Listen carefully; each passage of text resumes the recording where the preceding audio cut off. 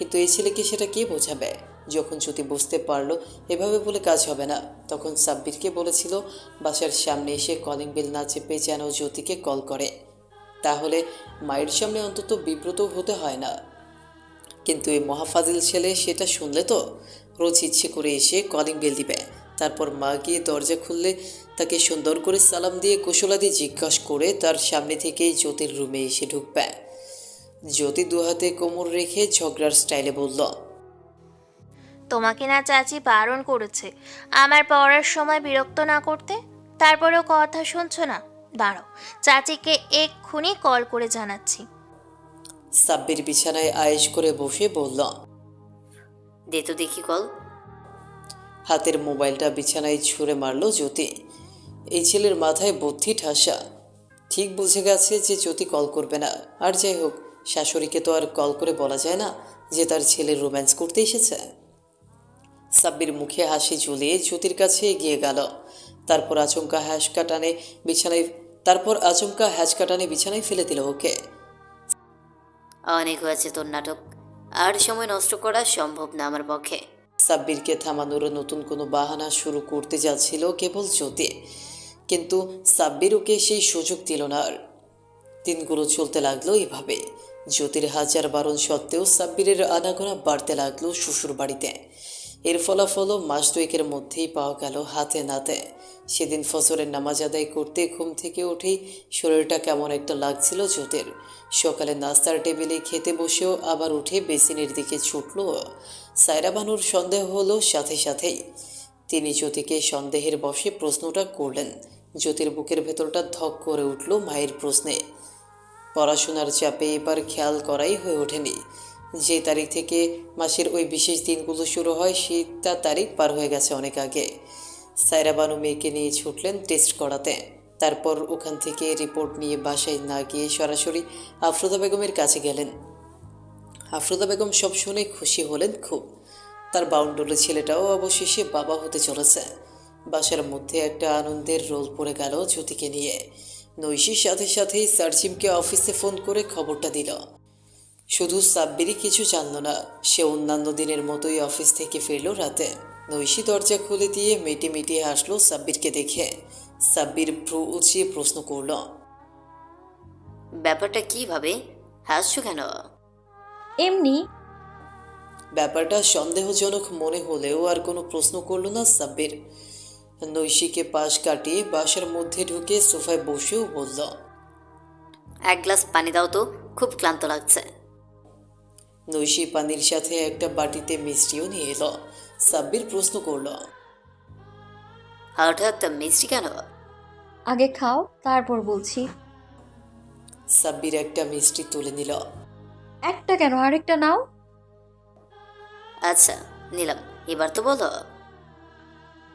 আমার বলাটা মনে হয় ঠিক হবে না, তুমি বরং জ্যোতির থেকে জেনে নিও। কি যে হেয়ালি শুরু করেছো তুমি? নিজের রুমে যেতে যেতে জ্যোতিকে কল করলো। এই জ্যোতি, ব্যাপার কি রে? নৈশি ভাবি জোর করে মিষ্টি খাওয়ালো, কারণটা কি? আমি বলতে পারবো না। এতটুকু বলেই জ্যোতি কট করে লাইন কেটে দিল। সাব্বিরের মেজাজ গেল ছড়ে। এর কিছুক্ষণ পরেই মেসেঞ্জার টুংটাং শব্দে ইনবক্স ওপেন করলো। প্রেগন্যান্সি টেস্টের রিপোর্টের ছবি তুলে পাঠিয়েছে জ্যোতি। সেই রিপোর্ট দেখে সাব্বিরের রাগটা উবে গেল হঠাৎ। আনন্দে উৎফুল্ল হয়ে গেল মন। ইচ্ছে হলো এখনই উড়ে উড়ে জ্যোতির কাছে চলে যেতে। সাব্বির ফ্রেশ হয়ে ছুটল শ্বশুরবাড়ির উদ্দেশ্যে। সার্জিমের সাথে ওর দেখা হলো শিউরিতে। ওকে দেখে প্রশ্ন করলো সার্জিম, কই যাচ্ছিস? জ্যোতিদের বাসায়। একটু দাঁড়া। সাব্বির দাঁড়িয়ে জিজ্ঞাসা করল, কিছু বলবে? হ্যাঁ। সার্জিম এগিয়ে গিয়ে 1000 টাকার দুটো নোট গুজে দিল সাব্বিরের বুক পকেটে। যাওয়ার সময় মিষ্টি কিনে নিয়ে যাস, এখন যা। সাব্বির মিষ্টি কিনে ছুটল জ্যোতিদের বাড়ির উদ্দেশ্যে। বাবা হওয়ার স্বপ্নে বিভোর হয়ে আছে তখনও। বাবা হওয়ার সুপ্ত বাসনা সব পুরুষদের মনেই থাকে বোধ হয়। সার্জিমও তার সেই ইচ্ছের কথা প্রকাশ করলো নৈশির কাছে। তোমার কি মনে হয় নৈশি, আমাদেরও কি এবার কিছু ভাবা উচিত? কোন ব্যাপারে বলো তো? এই যে পরিবারে আরো একজন খুদে সদস্য আনার ব্যাপারে। নৈশি হাসলো চমৎকার। সার্জিমের দিকে এগিয়ে গিয়ে বলল, আমি একমত তোমার সাথে, চাইলে চেষ্টাটা তুমি এখন থেকেও শুরু করে দিতে পারো। সার্জিম ওর একটা হাত টেনে ধরল। তুমি যখন বলছো হয়ে যাক তাহলে। ওদের দিন কাটতে লাগলো হাসি আনন্দে, কিন্তু তখনও ওরা জানতো না সামনের দিনগুলোতে ওদের জন্য ঠিক কী অপেক্ষা করছে। জানলে হয়তো নৈশি সার্জিমকে আঁচলে বেঁধে রাখত, হয়তো আফরোজা বেগমের মনের মধ্যে খচখচ করার পরেও সার্জিমকে সে ঘরের বাইরে বের হতে দিত না, হয়তো সাব্বির ভাইয়ের সাথে আটকে থাকতো ছায়ার মতো। কিন্তু আফসোস, মানুষ ভবিষ্যৎ দেখতে পারে না। নিজেদের নিত্য নৈমিত্তিক কাজে ব্যস্ত থাকতে থাকতে ওরা সবাই প্রায় ভুলেই গিয়েছিল আন্দালিবকে। এর মধ্যেই হঠাৎ একদিন সার্জিমদের বাসায় এসে হাজির হলো ও। সার্জিম বাসাতেই ছিল তখন।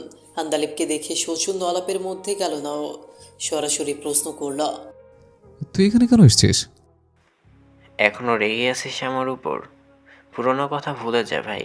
একদিন নৈশিকে নিয়ে আয় আমার বাসায়, আমার ভালো লাগবে তাহলে। আন্তালিব, তোর দরকারি কোনো কথা থাকলে বল, ধরে এখন তুই আসতে পারিস। সার্জিমের কাটা কাটা জবাব। আন্দালিব বুঝলো এখন আর এসব ছেলে ভুলানো কথায় কাজ হবে না। ও আস্তে করে উঠে বেরিয়ে গেল বাসা থেকে। আন্দালিব বের হয়ে যাওয়ার সাথে সাথেই সার্জিম দরজা লক করে দিল। আন্দালিবের মতো নোংরা নরকের কিটকে আর নিজেদের জীবনে জায়গা দিতে চায় না সার্জিম। সময় গড়াতে লাগলো। জ্যোতির গর্ভাবস্থায় বয়স যখন 5 মাস, তখন জানা গেল নৈশী অন্তঃসত্ত্বা। আরেকবার খুশির জোয়ার এলো ওদের জীবনে। নৈশী অবশ্য আগেই বুঝতে পেরেছিল ব্যাপারটা, পরে নিশ্চিত হয়ে সার্জিমকে সারপ্রাইজ দিল। কোনো নাটকীয়তা নয়, সার্জিম অফিস থেকে ফেরার পর ওর সামনাসামনি দাঁড়িয়ে গালে ছোট্ট করে একটি চুমু দিল। সার্জিম হেসে প্রশ্ন করল, ব্যাপারটা কি? আজ বাসায় ফিরতে না ফিরতে এত ভালোবাসা আছে? নৈশী ওর কানের কাছে মুখ নিয়ে আস্তে করে বলল, অভিনন্দন সার্জিম, তুমি বাবা হতে চলেছো। আলহামদুলিল্লাহ। তারপর নৈশীর মতো একইভাবে ওর গালে একটা চুমু দিয়ে বলল, তোমাকে অভিনন্দন নৈশী, হবু মা হওয়ার জন্য। বাসায় সবাই জানে খবরটা? এখনো না, সবার আগে আপনাকেই জানালাম, কাল সবাইকে বলবো ইনশাআল্লাহ। সার্জিম বলল, শান্তি পাচ্ছে না একদম, বুঝলে? এখন তোমার সাথে সাথে থাকতে ইচ্ছা করছে, অথচ কালে অফিসিয়াল কাজে বান্দরবান যেতে হবে 1 সপ্তাহের জন্য। নৈশী সার্জিমের গাল টেনে বলল, 1 সপ্তাহের ব্যাপার তো, দেখতে দেখতেই চলে যাবে, এতে মন খারাপ করার কিছু হয়নি সাহেব। সেদিন অনেক রাত অবধি গল্প আর খুনসুটিতে মেতে থাকলো ওরা। কথা নৈশী শুরু করলো আগে। অনেকগুলো দিন চলে গেল সার্জিম, সেই বিয়ের রাতে তোমায় জিজ্ঞেস করেছিলাম আমাকে পছন্দ করার সত্ত্বেও আগে কেন বলনি। তখন বলেছিলে পরে বলবে সব, কিন্তু আজ পর্যন্ত শোনা হয়ে ওঠেনি আমার। আজ সেগুলো শুনতে চাই তোমার মুখ থেকে। সার্জিম নৈশীকে নিচের খুব কাছে টেনে নিয়ে বলতে শুরু করলো, আমি ছোটবেলা থেকে প্রচণ্ড বাস্তববাদী ছিলাম। নিজের পছন্দের জিনিসটা সংকোচহীনভাবে অকপটে চেয়ে ফেলতাম। তার চেয়ে বড় কথা, আমি না শব্দটা অ্যাকসেপ্ট করতে পারতাম খুব সহজে। কোনো কিছু চেয়ে পাইনি, ইটস ওকে, আমি মেনে নিতাম সেটা। ভাবতাম আল্লাহ আমার ভাগ্যে লিখে রাখলে আমি একদিন ঠিকই পাবো, আর যদি চেয়েও না পাই তাহলে ভেবে নিতাম সেটা হয়তো আমার জন্য মঙ্গলজনক হবে না। সেজন্য আল্লাহ আমাকে সেরা পেতে দেননি। এবার আসল কথা আসে, তোমার ফটো আমি প্রথমবার সাব্বিরের কাছেই দেখেছিলাম। প্রথম দেখাতেই পছন্দ হয়ে গেল তোমাকে। তখন আমার একাডেমিক লাইফ শেষ হয়নি, চাকরি বাকরি কিছু করি না। তবুও মায়ের কাছে গিয়ে সরাসরি বললাম তোমাকে বিয়ে করতে চাই। মা জানেন আমি সিরিয়াস প্রকৃতির ছেলে, তাই তিনি মেনে নিলেন আমার আবদার। ছোট খালাম্মা মানে তোমার মায়ের সাথে কথা বললেন সেদিনে। তোমার মা তোমার সাথে আলাপ করলেন, কিন্তু তুমি বারণ করে দিলে। পড়াশোনার মধ্যে তুমি বিয়ের সাথে ঝামেলায় যেতে চাও না। নৈশীর চোখেতে মনে পড়ে গেল সব। ও কণ্ঠে বিস্ময় ঢেলে বলল, বলো না কথাগুলো। মনের মধ্যে তুমি তখন আসন গেড়ে বসেছিলে, সেই জন্যই পড়াশোনার বাহানায় বিয়েতে অমত করেছিলাম। অথচ সেটা তোমার দেয়া প্রস্তাবই ছিল। আমি আসলেই একটা বোকার হদ্দ। সেদিন মায়ের থেকে পুরো কথাটা যদি একবার শুনতাম। সার্জিম হাসল, বলতে শুরু করলো ও আবার, খালাম্মা বললেন তোমার গ্রাজুয়েশনের পর তিনি তোমার সাথে এই বিষয়ে কথা বলবেন আবার। কিন্তু যদি তুমি মত দাও তাহলে কেবল কথাই কবে। নানাজান মানে তার বাবার মতো স্বার্থপর তিনি হতে পারবেন না। জীবনসঙ্গী নির্বাচনের ব্যাপারে তোমার সিদ্ধান্তে অগ্রাধিকার পাবে। যেহেতু সবটা অনিশ্চিত ছিল, তাই আমার গ্র্যাজুয়েশনের আর চাকরি পাওয়ার পরে মা চেয়েছিলেন অন্য কোথাও মেয়ে দেখতে। কিন্তু এরকম মাঝপথ থেকে সরে যেতে আমার মন সায় দিচ্ছিল না। এমন নয় যে তোমাকে না পেলে আমার জীবন থেমে থাকতো। কিছুটা খারাপ লাগলো, আমি এগিয়ে যেতাম সামনে। কিন্তু আমি আজকে তোমার থেকে একটা ক্লিয়ার কাট অ্যান্সার চাইছিলাম, হ্যাঁ অথবা না। আমি অপেক্ষা করতে থাকলাম। তোমার একাডেমিক পড়াশোনা শেষ হওয়ার আগেই একে একে খালাম আর খালু দুজনে মারা গেলেন। খালুর মৃত্যুর পর মা ভয় পাচ্ছিলেন, যদিও খালু মাকে বলে রেখেছিলেন তিনি যদি বেঁচে না থাকেন তাহলে তোমার গ্র্যাজুয়েশনের পর মা যেন আমাদের বিয়ের ব্যাপারে কথা বলেন, তোমার চূড়ান্ত মতামত নেয়। তবু মায়ের মনে হয়েছিল যদি তুমি ওখানে বিয়ে করে সেটেল হয়ে যাও, তাই মা আগে ভাগে তোমাকে সব বলে দিতে চেয়েছিলেন। কিন্তু আমি বারণ করলাম মাকে। এমনিতেই খালাম্মা এবং খালু মৃত্যুর শোক তোমার মাথার উপরে, তারপরে আবার পড়াশোনার চাপ, এর মধ্যে নতুন কোনো টেনশন দিতে চাইছিলাম না তোমাকে। মাকে বললাম তুমি দেশে ফেরার পর যেন তোমার সাথে সরাসরি সবটা আলাপ করে নেয়। একসময় তোমার আসার তারিখও ফিক্সড হয়ে গেল। কথা ছিল আমি, মা আর সাব্বির মিলে তোমাকে আনতে যাব।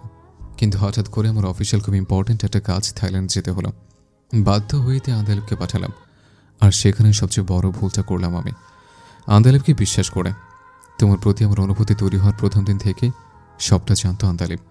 আমি নিজেও ওকে বলতাম, ও আমার সবচেয়ে কাছের বন্ধু ছিল। এমনকি সাব্বির আমাকে বড় ভাই হিসেবে যতটা সম্মান করে ঠিক ততটা আন্দালিবকেও করতাম। মা যেদিন থেকে জানতে পেরেছিল যে আন্দালিবের বাবা মা নেই, সেদিন থেকে আমার চেয়ে কম ভালোবাসেনি কখনো ওকে। সব কিছু জানা সত্ত্বেও যে এরকম বিদ্রোহ করবে আমার সাথে, সেটা আমি কল্পনা করিনি। সাব্বির ফোনে আমাকে সব জানাতো, আন্দালিব না না ছুতোই তোমার সাথে দেখা করছে এসব বলতো। এমনকি আন্দালিব যেদিন তোমাকে প্রপোজ করলো সেদিনই সেই কথা আমাকে বলে দিয়েছিল সাব্বির। মাও জানতো সব। মা চেয়েছিলেন আমার ব্যাপারে সবটা তোমাকে বলে দিতে, কিন্তু এবারও আমি বাধা দিলাম। মনে হলো আন্দালিবের প্রতি যদি তোমার পজিটিভ অনুভূতি থাকে তাহলে শুধু শুধু আমার কথা শুনে বিব্রত হবে। তার চেয়ে অপেক্ষা করে দেখি কিছুদিন। যদি আন্দালিবকে তুমি রিজেক্ট করে দাও তখন না হয় ভেবে দেখা যাবে। তাছাড়া মনে হচ্ছিল হয়তো তুমি আন্দালিবকে চুজ করবে। আন্দালিবের বিশাল আলিশান বাড়ি আছে, গাড়ি আছে, সেই তুলনায় আমার কিছুই নেই। বিশাল পারিবারিক ব্যবসার হাল ধরেছে আন্দালিব, আর আমি ছাপোষা চাকুরে চেপে। আন্দালিব দেখতেও আমার চেয়ে সুন্দর। সব মিলে মনে হলো হয়তো আন্দালিবকে মনে ধরবে তোমার। আমার মা আমাকে সবসময় শিখিয়েছে মানুষকে তার বাহ্যিক সৌন্দর্য নয়, মনের সৌন্দর্য দিয়ে বিচার করতে হয়। তাছাড়া ধবধবে ফর্সা গায়ের রং থাকা মানেই যে সুন্দর, সেটা তোমায় কে বললো? আর রইলো তার বাড়ি, গাড়ি আর ব্যবসার কথা।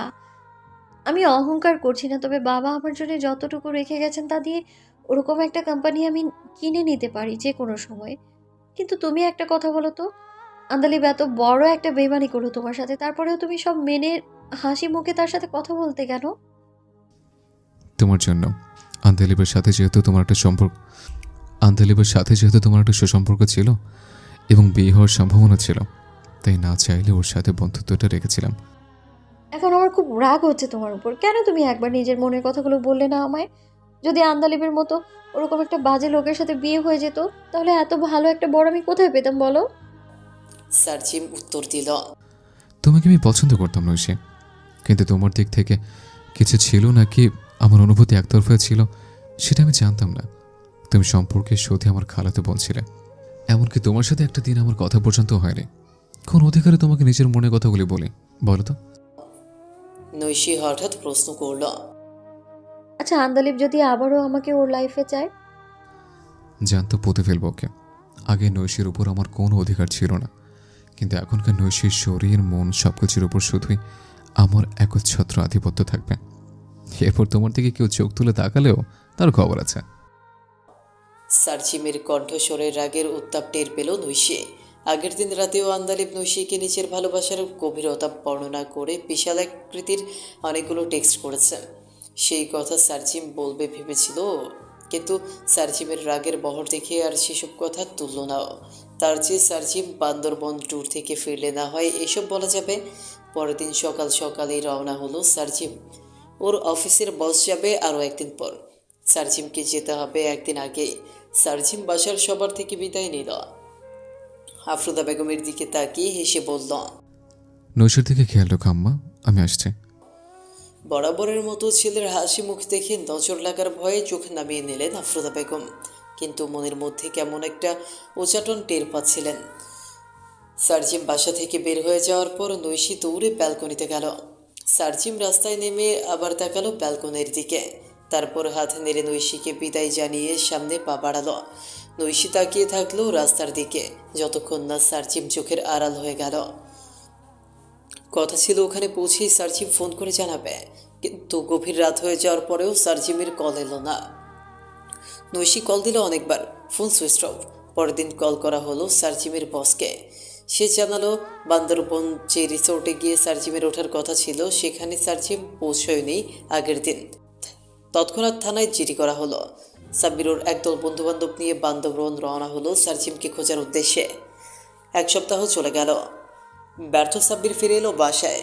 ঘরে ঢুকে মাকে জড়িয়ে ধরে বাচ্চাদের মতো হাউমাউ করে কাঁদল। কোথাও পেলাম না আম্মু, এত খুঁজলাম সবাই মিলে, তারপরেও পেলাম না। ভাইয়া আমাদের একা করে দিয়ে কোথায় হারিয়ে গেল? ঘরের প্রত্যেকটা সদস্যই তখন কাঁদছে। শুধু নৈশি সোফার এক করে বসে শূন্য দৃষ্টিতে তাকিয়ে থাকলো। ভেতরে ভেতরে ভেঙে চুরমার হয়ে গেলেও বাহ্যিক দিক থেকে শক্ত থাকার প্রাণপণ চেষ্টা করে যাচ্ছিল। ওর ভালো থাকার সাথে যে আরও একজনের ভালো থাকা জড়িয়ে আছে এখন। সার্জিম হারিয়ে গেছে, কিন্তু যাওয়ার আগে নৈশির জীবনের সবচেয়ে বড় উপহারটা দিয়ে গেছে ওকে। বহুদিন ভালোবাসাহীন, বহুদিন উথাল পাথাল, বহুদিন কারো হাত পড়েনি কপালে, বহুদিন দু চোখের অশ্রু কেউ মোছেনি, আর বহুদিন দূর দ্বীপে বহুদিন একা, নির্বাসনে এক ফোঁটা দেয়নি তৃষ্ণার জল।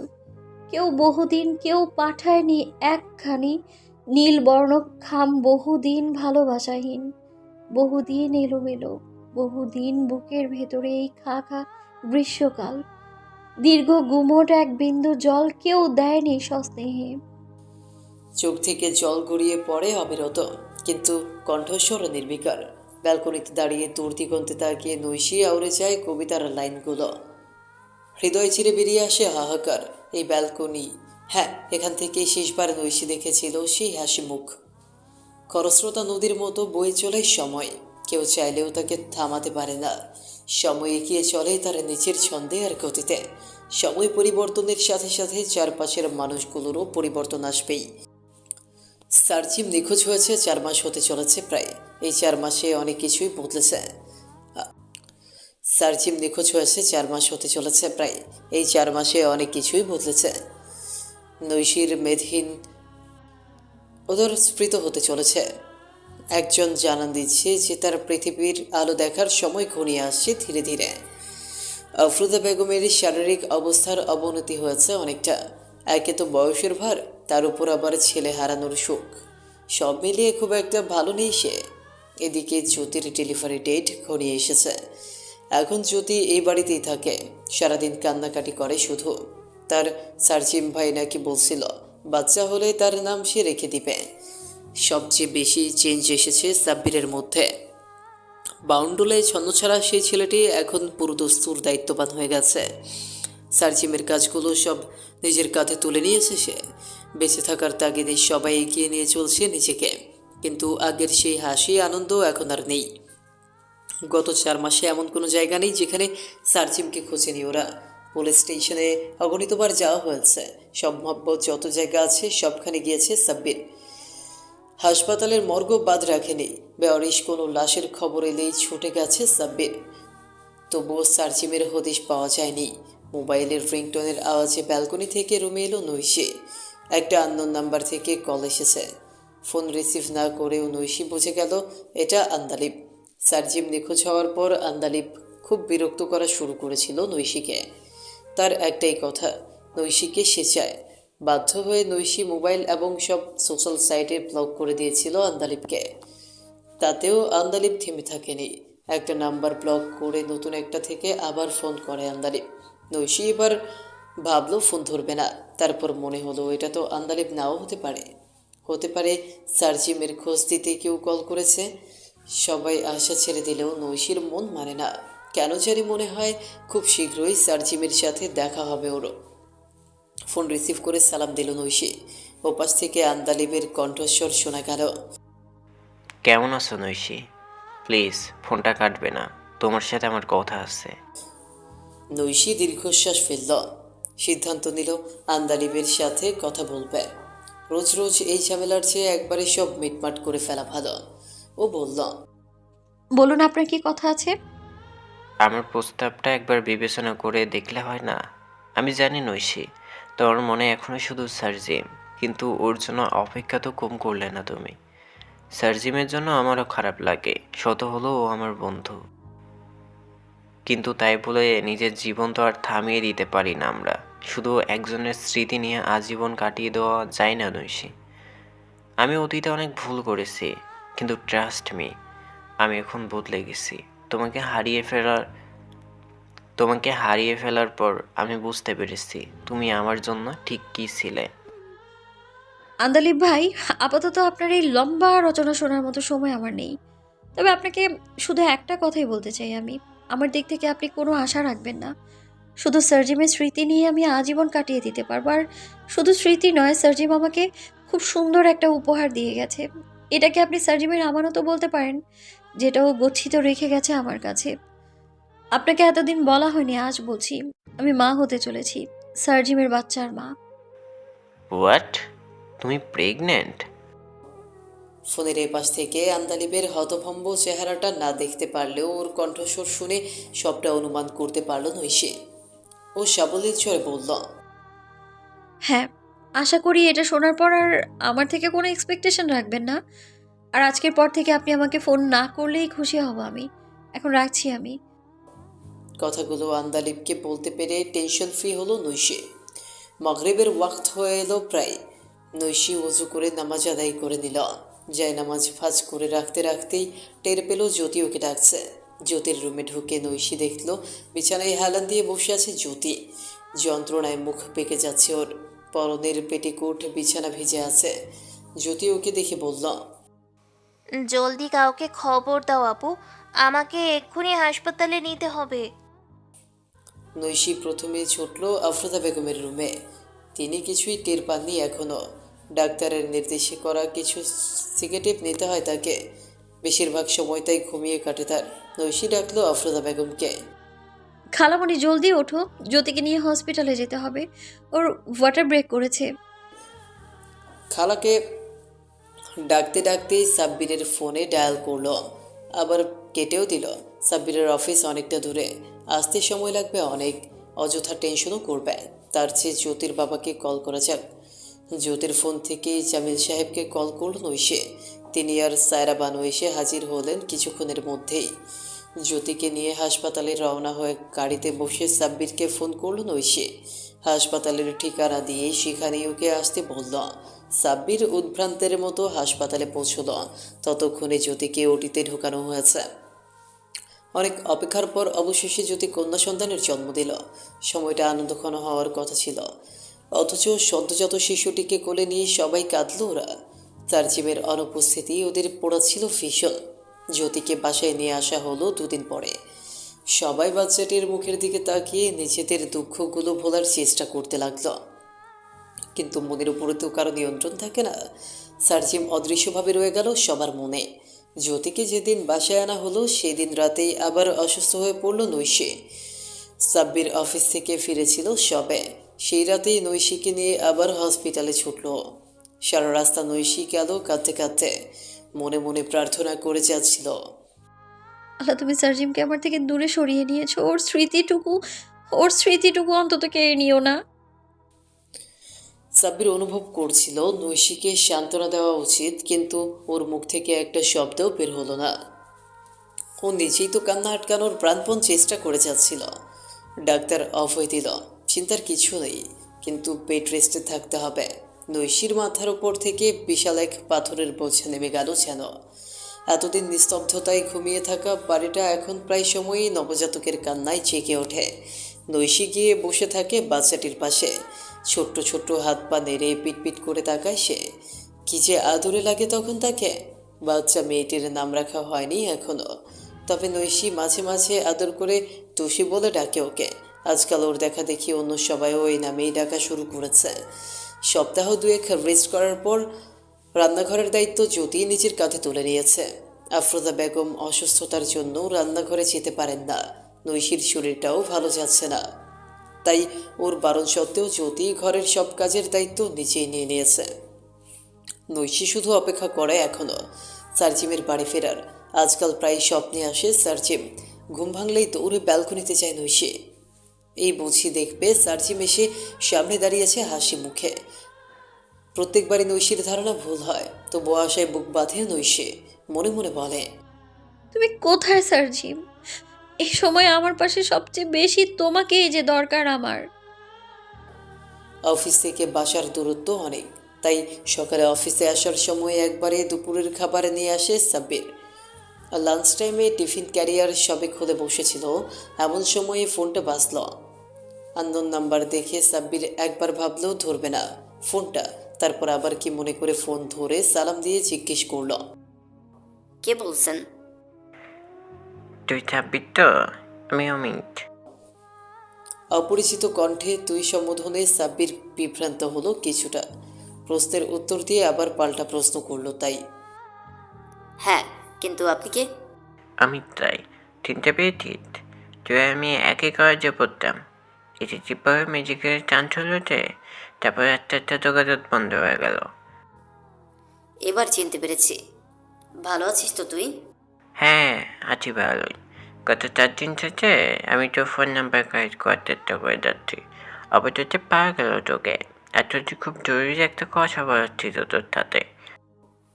হ্যাঁ, বল প্লিজ। আচ্ছা, সাজিম ভাই এখন কোথায় আছে? নামটা শুনেই সাব্বিরের পিলে চমকে উঠল। ও ব্যতিব্যস্ত হয়ে বলল, অমিত, সার্জিম ভাই গত প্রায় 4 মাস ধরে নিখোঁজ। কিন্তু তুই এই প্রশ্ন কেন করলি? তুই কি তার কোনো খোঁজ পেয়েছিস? 26, আমি এমবিবিএস চেক করে কিছু দূর নাতে চট্টগ্রামের একটা হাসপাতালে জয়েন করেছি। এখানে একটু অন্য স্টাফদের চেতে একদিন কথা কথা জানতে পারলাম গত 4 মাস ধরে নাম পরিচয়হীন একটা পেশেন্ট আইটিউতে অ্যাডমিট আছে, যে বর্তমান কোমায় আছে। কুতুহলবশত আমি দেখতে গেলাম সে পেশেন্টকে। দেখতেই চিনতে পারলাম যে এটা যে সাজিম ভাই। এত ভালো মনের একজন মানুষ ছিলেন তিনি। রাস্তাঘাটে যেতে হলেই খুব আন্তরিকতাভাবে কথা বলতেন। তাকে দেখে জানা মাত্র তো খোঁজ করতে শুরু করলাম। তোদের বাসা আমি চিনি না, না হলে নিজেই নিয়ে যেতাম। অনেক চেষ্টার পর আমাদের এক ক্লাস মেটের থেকে তোর নাম্বারটা পেলাম।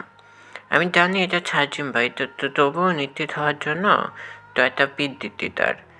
তুই থিওরি হয়ে তত দ্রুত সম্ভব রওনা দে। সাব্বিরের গলা দিয়ে আর খাবার নামলো না। নিজের খাবার এক কলিগকে দিয়ে ও বসের রুমের দিকে ছুটল। কোনো রকমে তাকে পুরো বিষয়টা বুঝিয়ে ছুটি নিল। মোবাইলের দিকে তাকিয়ে দেখল অমিত ছবি পাঠিয়েছে। অসুস্থতায় সার্জিমের চেহারা বিধ্বস্ত হয়ে গেছে, চোখ কোটরে ঢুকে গেছে, গাল ভেঙে টেপে গেছে, সারা মুখে অসংখ্য কাটাছেঁড়া। তবুও নিজের প্রাণপ্রিয় ভাইকে চিনতে অসুবিধা হলো না সাব্বিরের। বাসার উদ্দেশ্যে রওনা হতে হতেই ও কল করলো রায়হানকে। রায়হান ভাই, আপনি কি বরিশালে আছেন? আমার সাথে একটু চট্টগ্রাম যেতে হবে। সার্জিম ভাইয়ের খোঁজ পেয়েছে।